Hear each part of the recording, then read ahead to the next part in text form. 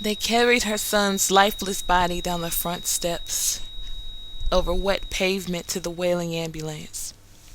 She clasped her chest, doing her best to catch the last bit of air in her lungs. She looks around the room, and she smells her baby boy everywhere. She sits on the side of the bed, tears as heavy as the rain leaking into the windowsill. Cool air peeks through the cracks of numbness, and she discovers a letter, written in blue ink. The curvature of the M suggests her son's handwriting. With flooded eyes, she reads, to Mom. Mom, I know you're hurting and I'm sorry. I never wanted to hurt you.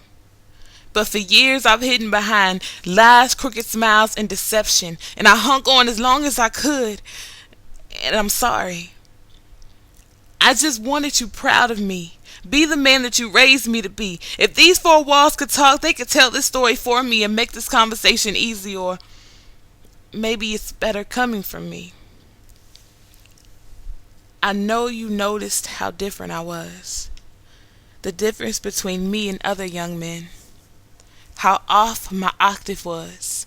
And that twist in my hips that resembled the most graceful of queens, or perhaps a goddess. The only thing I knew about locker rooms were the restrooms thick with black corners where they couldn't see me cry. Did you hear me call for you? I remember the talk about the birds and the bees and how I better not bring home any babies. I couldn't help but to think that some parts of this conversation were missing. You took me to church every Sunday. The preacher talked about Leviticus, Deuteronomy, Adam and Eve, and I could have sworn that he was speaking directly to me.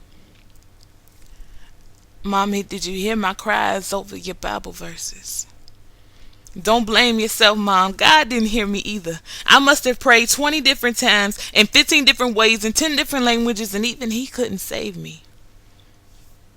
If I was not born this way, then it couldn't be a choice. 'Cause I wouldn't choose to choose. I wouldn't have chosen to hurt you, to face everyday ridicule. Mommy, did you look closely? Could you see the tracks of my overly cried tears? The cries were silent, but I was kind of hoping that you would hear them, or maybe see them.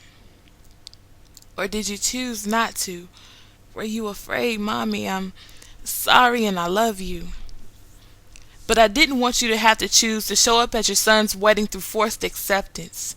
My bride will be a groom, and he wouldn't bear my child, but I will love him. Just as you love Daddy, and just as Daddy loves you, but would you still love me? I may not have given you a chance, but they didn't give me much of a choice, and I'd rather bleed my sins and let them drown me than to keep pretending. I wonder if the rain shower this morning washed away the blood. Did He forgive my sins? Do little gay boys belong in heaven, or will I be condemned? I was once told that a sinner's prayer makes it no further than the ceiling, even if he stands instead of kneeling. So can you do me a favor and pray that God finds it in His heart to forgive?